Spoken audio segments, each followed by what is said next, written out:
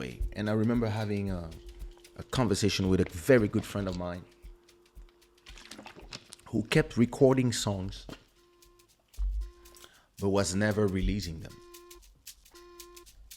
And I was like, bro, like, what's the point of recording all these songs and then you don't release them? And he was like, oh, at a point the songs feel old. And I was like, yeah, it's normal. My own songs feel old to me when I've been recording these upcoming album for the last, I don't know, 2-3 years. I don't remember. Some songs I've been recorded and mixed and ready to go for 3 years. And most of the songs of this album were ready before COVID.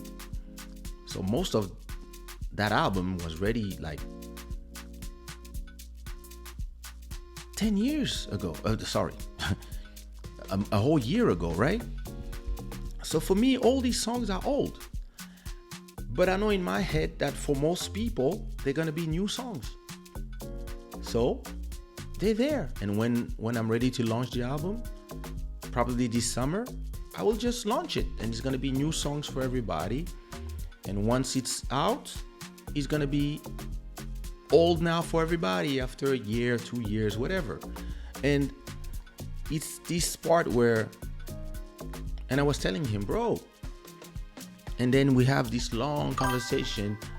Thank you so much, Kaysha, for supporting the club Shada. So now we having this long conversation about strategy of how to release the songs that he was sitting on. And I'm not talking about one song. I'm talking about like 50 songs. He had 50 songs and he was just like recording, not releasing because, I want a video, I want this, I want that, whatever the reason why. And I was like, bro, release those songs. I procrastinate, blah, blah, blah, blah, blah, but what if? I was like, listen, this is the internet. Nowadays, you release a song and if it doesn't work, it doesn't work. It costs you nothing. You record them at home. So just put it out. You have people who are waiting for your music. Put catalog out. The more catalog you have, the more, so when somebody discovers you, they have more songs to listen to.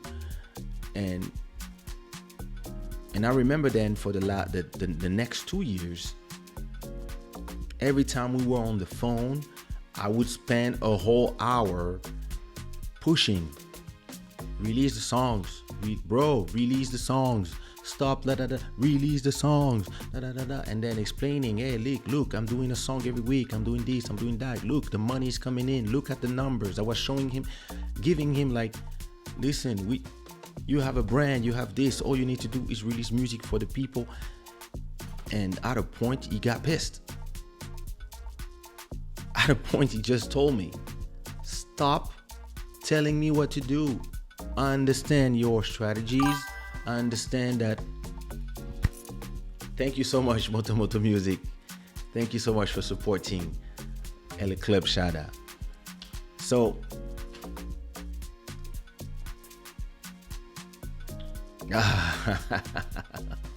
thank you so much. So I told him my Sundays as well and my Wednesdays. So he told me, listen, I understand your strategies. I know you're smart. I know you're not trying to, I know you're doing this for good, whatever, but hey, let me do it my way. Let me do it the way I feel like. And well, listen, I was like, I'm just trying to help. And he was like, yeah, I understand, but you're a pain in the ass. I was like, well, it's because I want you to succeed and I want you to be fine. And I want you to not have stress, And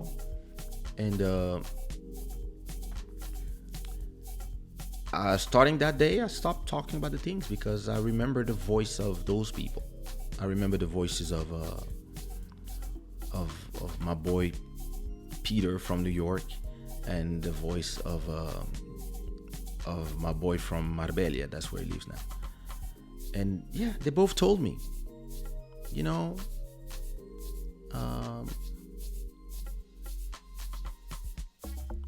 you give the information and they want to use it, they use it. They don't, it's not your problem. You gave the information. Unless they ask you again to talk about the information because they forgot, or because they need to hear it again, or because they want to have a conversation about it, your mission is done.